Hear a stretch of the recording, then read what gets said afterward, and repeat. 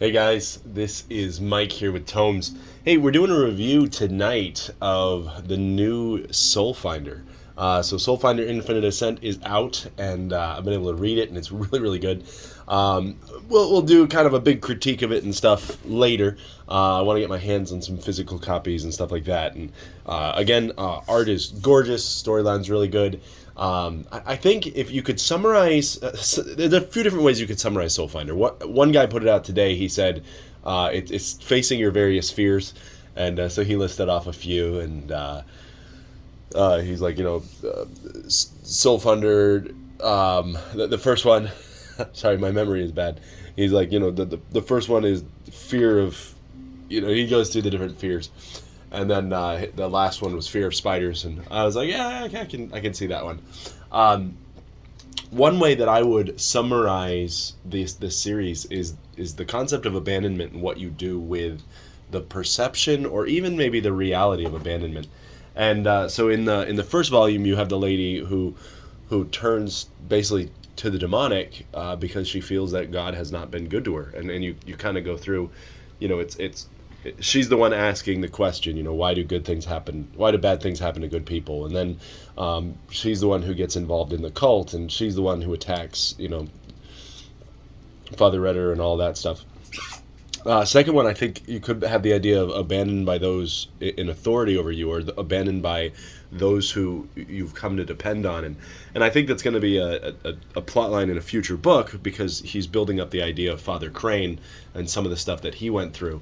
And you've seen this now a few times where it comes up and it says, like, oh, the government's just going to turn on you. Oh, your friends are just going to turn on you. And it's that idea of who are you depending on? Who are you relying on? And we're keep being pushed back toward God, of He is the one who will not forsake us. He is the one who will not turn His back on us. And then in this book, you have a big plot point, and I don't want to ruin it for you if you haven't read it yet, because it's brand new. But Chua has a huge plot point where he has to face the fact that his biological parents abandoned him, and he's really, really struggling with the bitterness that comes along with that. And so it's just kind of it's an interesting motif that plays out throughout the books. It's this idea of, what do you do when you are abandoned? What do you do when you are forsaken? What do you do when you perceive that someone close to you who should have your back doesn't actually have your back? And so it's kind of a neat lesson that plays out throughout the books. So get a hold of it, read it, and coming up soon, I'll do more of a deep dive in it, what I liked, what I didn't like. We'll kind of get into some of those aspects. But again, it's the new Soulfinder, and I would challenge you guys to go grab a copy. I believe they're coming out on Iconic Comics soon. If you can travel back in time and go to Bell County Comic Con, you can get some copies there.